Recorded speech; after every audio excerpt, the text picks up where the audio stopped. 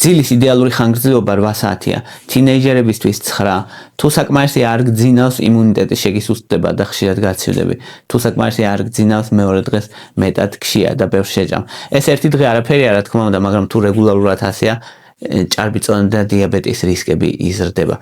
ძილისას ტვინი იწმინდება და თუ საკმარისი არ გძინავს, ტვინში ტოქსინები გროვდება და შემდეგ ეს ალცჰეიმერის დაავადების რისკს ზრდის და ამასთან თითქმის ყოველი მეორე ადამიანს საკმარისი არ ძინავს. პრობლემა დიდია, ზუსტად ამიტომ გეტყვი 7 მთავარ რჩევას, როგორ გეძინოს საკმარისად და კარგი ხარისხით. ძილს აქვს 4 ფაზა, მაგრამ სინამდვილეში სხეულისთვის სამედიცინო კუთხით ყველაზე მნიშვნელოვანი არის მესამე და მეოთხე ფაზა.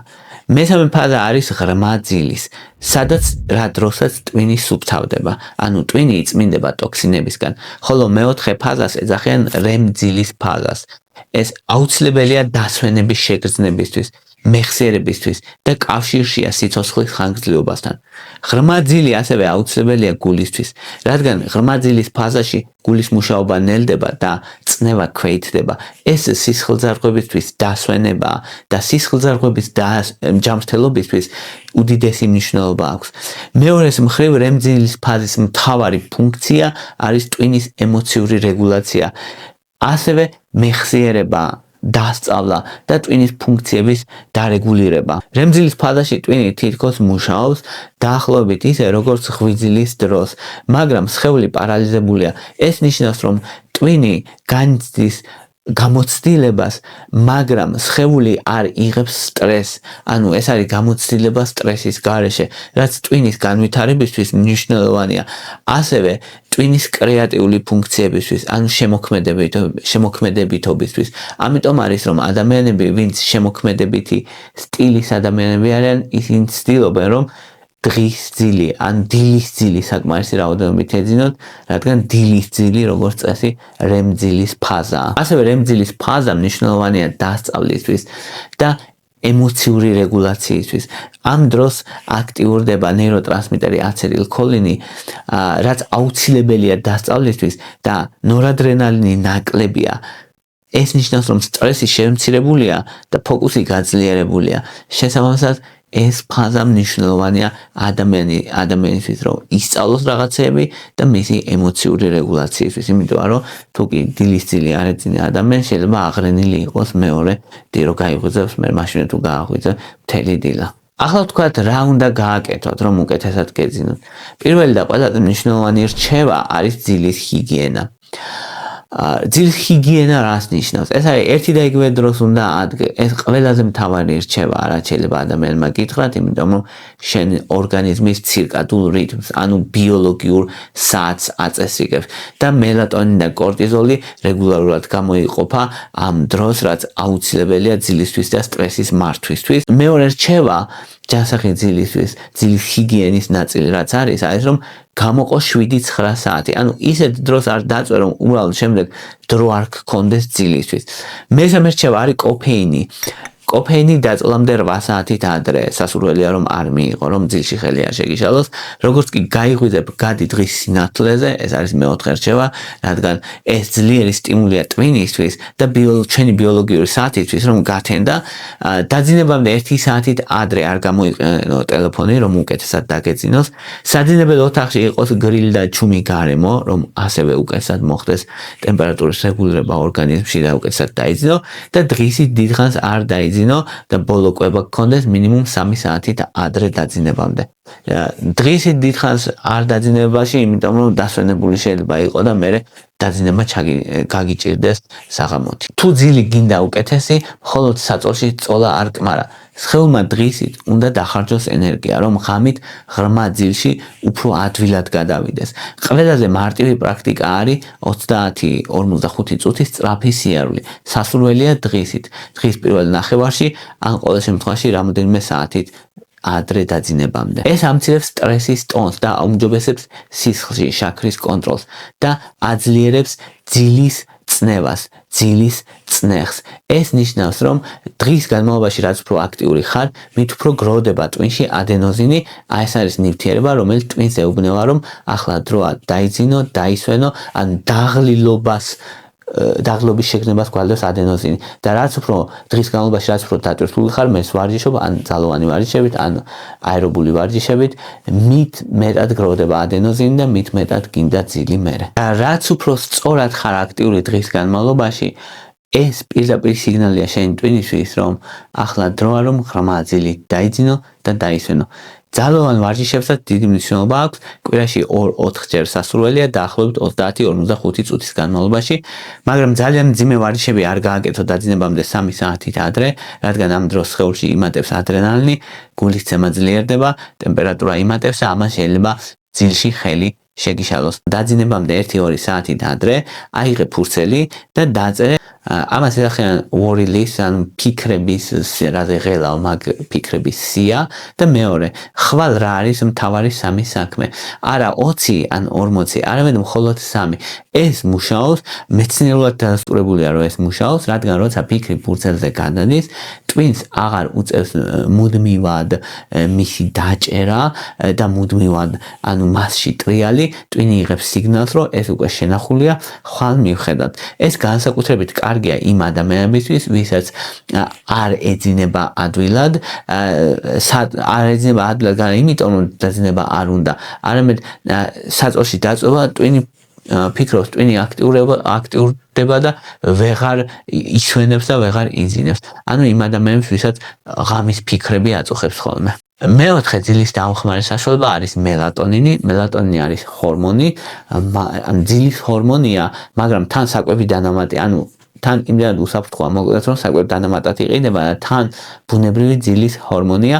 ის არ არის პირდაპირ საძილე აბი, მელატონინი არის როგორც დროის სიგნალი ის ტვინს ეუბნება რომ ღამე მოდის მიდი მოემზადე ძილისთვის ამიტომ მელატონინი ყველაზე კარგად მუშაობს მაშინ როცა ადამიანს აქვს ძილის დროის არევა მაგალითად თუ ძალიან გვიან იძინებს ადამიანი ან ტელეფონის რეჟიმში ასულ ან მოგზაურობის შემდეგ აგერია ძილი და დრო აგერია ან ღამით გეღვიძება იმიტომ რომ ბიოლოგიური საათი არასტაბილურია ხან ერთ დროს იძინებ ხან მეორეს ასეთ დროს ყველაზე პრაქტიკული არის მელატონინი ან როცა ძილის დროები აქვს ადამიანს არეული მოკლედ 0.5-დან 1 მილიგრამამდე ბიოლოგიური საათის დარეგულირებისთვის დაძინებამდე 2-3 საათით ადრე მიიღება.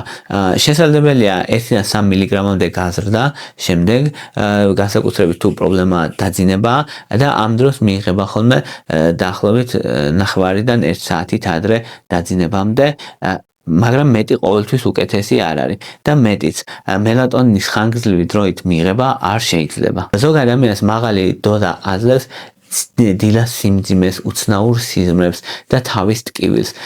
მელატონინი არ აძალებს ტვინს რომ დაიძინოს, ის უფრო არის რომ ტვინს ასწავლოს რომ აი ამ დროს დაიძინოს, ამიტომ აი ძილის დროის არევა თუ აქვს ადამიანს, მაშინ არის მელატონინი ყველაზე სასურველი და მისი ხანგრძლივად მიღება არ შეიძლება. ნუ რამდენიმე დღე შესაძლებელია.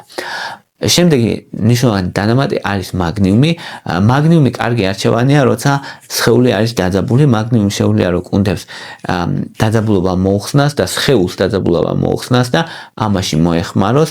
განსაკუთრებით ვისაც შინაგანი დაძაბულობა აქვს, სტრესული ცხოვრება აქვს, გაღიზიანება აქვს და სხეულის სტრესული ტონი აქვს, ზოგადად ფონურად მომატებული, ამ ადამიანებისთვის არის საუკეთესო მაგნიუმი, მაგნიუმის გლიცინატი ან მაგნიუმის ბისგლიცინატი არის ყველაზე მთავარი, რადგან ნუ კუჭნაწლავს არ აღიზიანებს, ფაღარაც არ იწვევს და დამშველებელი ეფექტი აქვს. 100-200 მილიგრამი ელემენტარული მაგნიუმის დოზა. ხო, ზოგ შემთხვევაში შეიძლება 200-ზე მეტი 300-მდე მაგალითად, მაგრამ 100-დან 200-მდე არის სტანდარტული. ხო, რაც აწერია ხოლმე შე 500 ევროს 1000-იანი, პირდაპირ რაც აწერია ეგ არ ნიშნავს, მთავარია მაგნიუმის ელემენტარული რაოდენობას რამდენს შეიცავს და არა თვითონ მაგნიუმის გლიცინატი ზოგჯერ 500-იანი აწერია, მაგრამ ნიშნავს აწერია მე უნდა წაიკითხოთ ეტიკეტზე, რომ აი ეს 500-იანი რამდენ მაგნიუმის ელემენტარულ დოზას შეიცავს, ხშირად არის ხოლმე რომ 500-იანი 70 შეიცავს და ასე 1000-იანი 140. და თუ მელატონინი საუკეთესო იყო, როცა ძილის ეს ფაზები იყო არეული, ამ შემთხვევაში მაგნიუმი საუკეთესოა, როცა ადამიანი ამბობს, რომ ვერ მშვიდდები, სხეული ვერ მშვიდდება და ამიტომ ვერ ვიძინებ. ასევე თუ ადამიანს მაგნიუმი ატლია, მაშინაც დაეხმარება მნიშვნელოვნად და ნერვული სისტემისთვისაც მნიშვნელოვანი დამხმარე საშუალება. შემდეგი, ანუ მეექვსე გზა არის გლიცინი და გლიცინი საინტერესოა, იმიტომ რომ ის არ მოქმედებს როგორც რაღაც კლასიკური დამამშვიდებელი, არამედ მოქმედებს სხეულის ტემპერატურაზე. სხეულის ტემპერატურის მსუბუქ დაწევას იწვევს, რადგან სხეულის ტემპერატურის დაწევა არის ძალიან მნიშვნელოვანი, რათა ორგანიზმი გადავიდეს ღრმა ძილის ფაზაში. თუ სხეული ძალიან თბილ რეჟიმში, ანუ თუ ცხელა ადამიანს, ძილი უფრო ზედაპირულია და ვერ ისვენებს ადამიანს.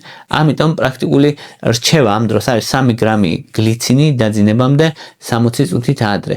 ყველაზე კარგი არის იმ ადამიანებისთვის, ვინც ამბობს, რომ მეძინება, მაგრამ დღისით მაინც დაღლილი ვდგები. ანუ როცა ძილი მაქვს, მაგრამ ძილის ხარისხი ცუდია. ან რომ დაეხმაროს ღრმა ძილისთვის. ეგ არის ყველაზე მთავარი. ღამით თითქოს ვერ ჩავდივარ, ღრმად ვერ ვისვენებ. აი ადამიანი რომ ამას ამბობს. გლიცინი ღრმა ძილისთვის. და გლიცინს ვინც იღებს ხოლმე, დილით უფრო ნათელი შეგრძნება აქვს, უფრო დასვენებლები არიან და კვლევებიც არსებობს ამაზე, რომ თუმცა ეს არ არის უზარმაზარი კვლევები, მაგრამ ჯამში ეს კვლევები მიუთითებს, რომ გლიცინი ეფექტურია ძილის ხარისხის გაუმჯობესებისთვის. და მეშვიდე ასევე საკვები დანამატია, რაც შეიძლება ადამიანმა მიიღოს, ეს არის L-თეანინი. ეს არის ამინომჟავა, რომელიც ბუნებრივად გვხვდება ჩაის ფოთლებში და მისი მთავარი იდეა არის, რომ ტვინი გადაყავს ოდნავ უფრო მშვიდ რეჟიმში და ეს კარგი ადამიანებისთვის, ვისაც აქვს სხეულის დაღლილობა, მაგრამ ტვინი არ ითიშება, ანუ ტვინში ვინც გრძნობს დაძაბულობას, არა როგორც სხეული კი არ აქვს დაძაბული, არამედ ტვინი აქვს დაძაბული, შინაგანი დაძაბულობა ვისაც აქვს კონკრეტული მიზეზი, მაგრამ მაინც ვერ მშვიდდება. ამ დროს პრაქტიკული დოზა არის 100-200 მილიგრამი საღამოს დაძინებამდე L-თეანინი 60 წუთით ადრე. ზოგ შემთხვევაში შესაძლებელია მისი დოზის გაზრდაც, მაგრამ ყოველთვის სასურველი არ არის. და L-თეანინი ეხმარება ტვინს გადავიდეს უფრო მშვიდ ფოკუსირებულ მდგომარეობაში და ის ასოცირებულია ალფა-ტალღებთან. ეს არის ტვინის უფრო რეალურად მშვიდი მდგომარეობა, როცა ტვინი თავს გრძნობს მშვიდად. ხო, L-თეანინი ვერ უშველებს ადამიანს, როცა ძლიერი უძილობა აქვს, ანუ შედარებით სუსტია და როცა აი სტრესი, ფიქრები, გაღიზიანებადობა და ტვინი ვერ ითიშება, მაშინ ბევრად უკეთესია. ხო, რო შევაჯამოთ, მოკლედ მელატონინი არის, როცა ძილის დროები აქვს ადამიანს არეული, მაგნიუმი არის კარგი, როცა სხეულის დაჭიმულობა აქვს ადამიანს და ნერვები ვერ მშვიდდება, გლიცინი არის კარგი, როცა ძილი ზედაპირულია და L-თეანინი არის კარგი, როცა ტვინი გადაღლილია, მაგრამ ვერ ითიშება, ანუ როცა ტვინი დაძაბულია, მაგნიუმი როცა სხეული დაძაბულია, L-თეანინი როცა ტვინი დაძაბულია, გლიცინი როცა უფრო ღრმა ძილი გინდა, მელატონინი როცა დროის შერჩევა გინდა სწორად. აი ეს იყო რის თქმაც მინდოდა, მადლობა რომ მისმენდით, მადლობა რომ გაინტერესებთ, თუ მოგწონთ ჩემი ვიდეოები დალაიქეთ, თუ მოგწონთ ჩემი არხი გამაწვერეთ, მადლობა ინტერესისთვის.